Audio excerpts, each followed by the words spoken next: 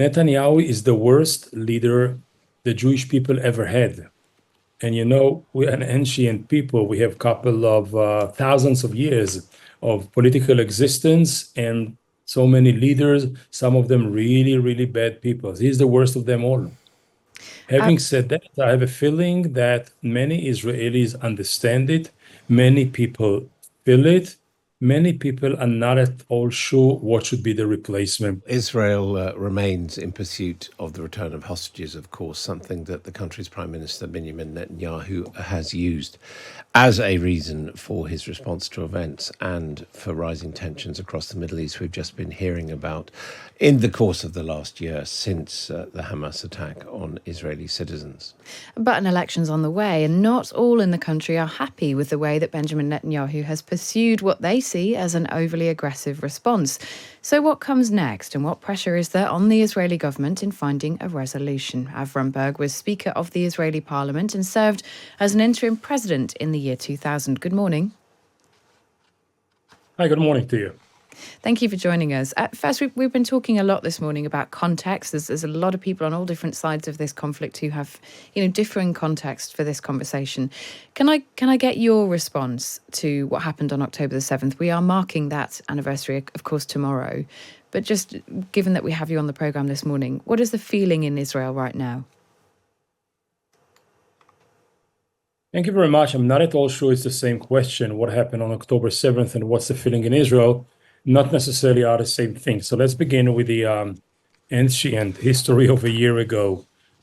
October 7th is marked by Hamas atrocities. And I would say as follows, as a framework of attitude, a framework of conversation. Whatever Israel did and generated to the Palestinian people, since 48, its inception up until today, including almost 6 decades of occupation, 667, whatever we did to them, abuse and humiliate and occupy and deprive, does not justify even 1 millimeter of the horrendous crimes against humanity that Hamas committed.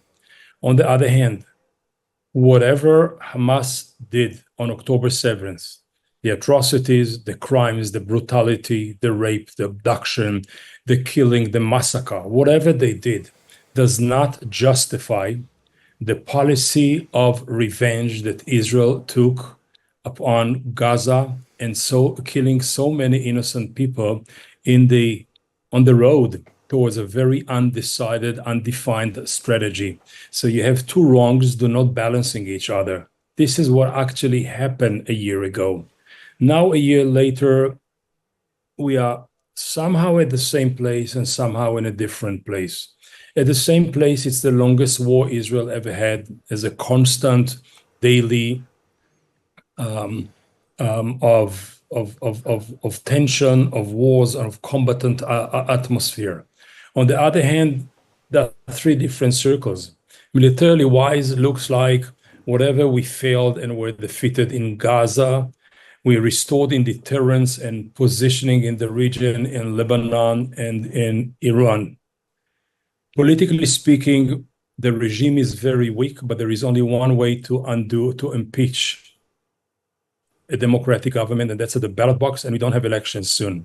And at a social level, Israel is as split as it have been, between those who support the government and those who do not, those who believe that the sanctity of life comes first, and therefore let's do something about the abducted, the kidnapped, and the unclosed chapter in Gaza, and those who say, the heck with the kidnapped, the heck with this humanitarian weak position. Let's go all the way towards total occupation, total war, absolute victory. And how much of that last part, so, that seems to be where Benjamin Netanyahu is going now. We've seen his message overnight to President Macron, very strong language.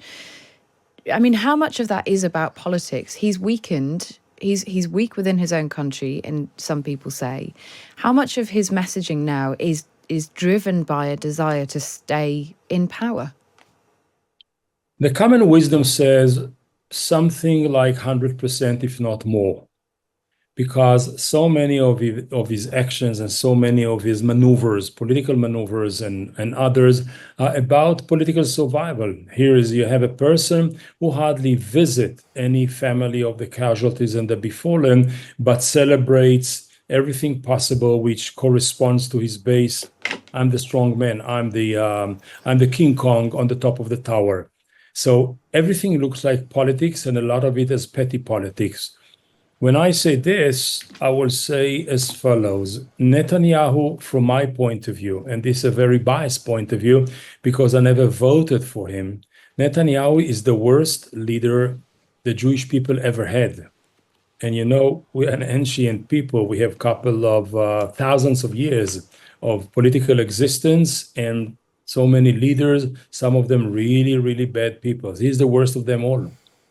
Having said that, I have a feeling that many Israelis understand it. Many people feel it. Many people are not at all sure what should be the replacement. There is a huge confusion when it comes to the political arena in Israel today. Yeah, it's such an interesting point and a really interesting question. Avraham Burg, thank you very much for joining us this morning. Very much. Israel appears to be determined to hit back at Iran, but no one knows when that might happen. Life does go on in some parts of Israel as well, and we'll consider that over the course of the next few minutes' conversation as well. Let's speak to the Sunday Times' Will Lloyd, who joins us from Tel Aviv. Will, good morning. Hi, Callum. Hello, good morning. Good to speak to you. So I think just a bit of a sense of how this weekend is feeling, what is happening in Tel Aviv ahead of the 1 year marker. October the 7th is tomorrow, since those atrocities, since the attack committed by Hamas, and tensions are escalating. It's very tense because we are waiting for Israel's retaliation against Iran. And how does that play out on the street? Well, I think Tel Aviv is surely one of the most surreal places in the world right now.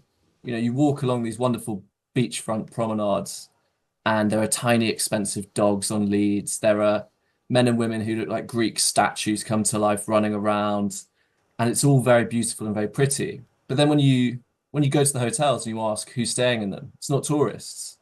Often it's families from the north of Israel. 60,000 people have left the north of Israel since October the 7th, and they're filling up these hotels in Tel Aviv. And they are the reason why the Israeli government says that it's opened this new front into southern Lebanon. And so you have this strange mixture of tension and bravado and normal life going on.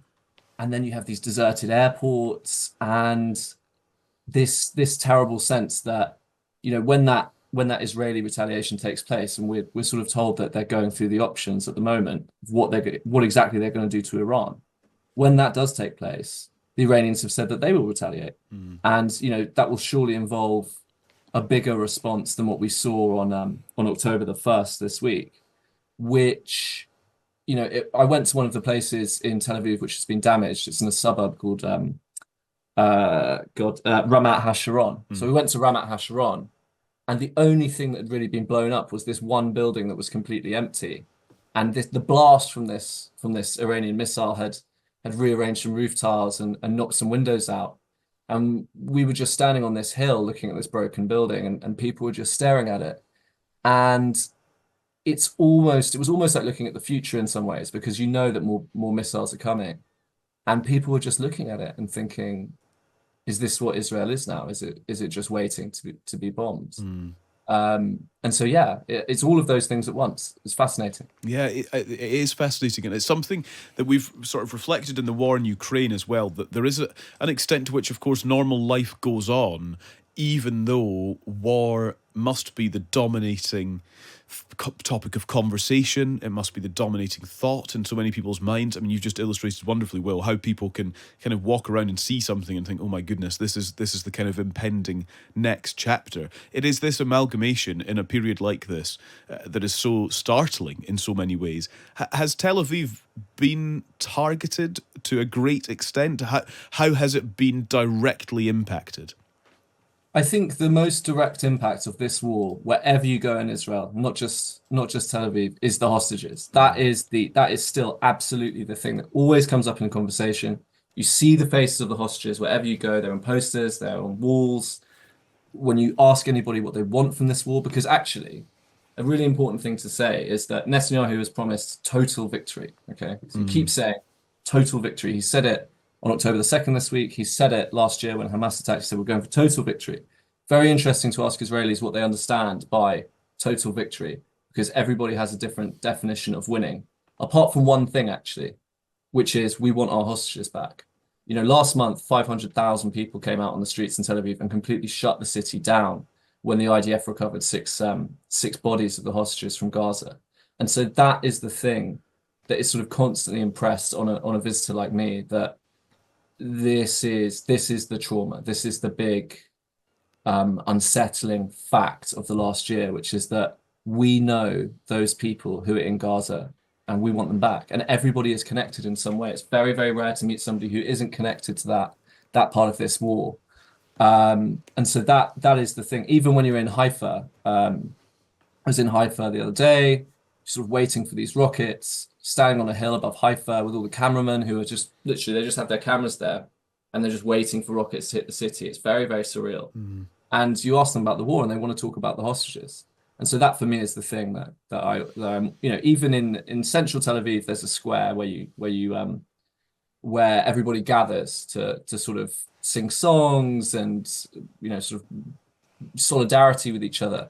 And they've built this tunnel, like a replica Gaza tunnel that goes along the square. And you sort of walk through this tunnel to try and imagine what it's like to be one of the hostages. And so it's this constant kind of relitigation of the original trauma. And I do think, again, I understand why it's there, but it is also rather surreal. Yeah.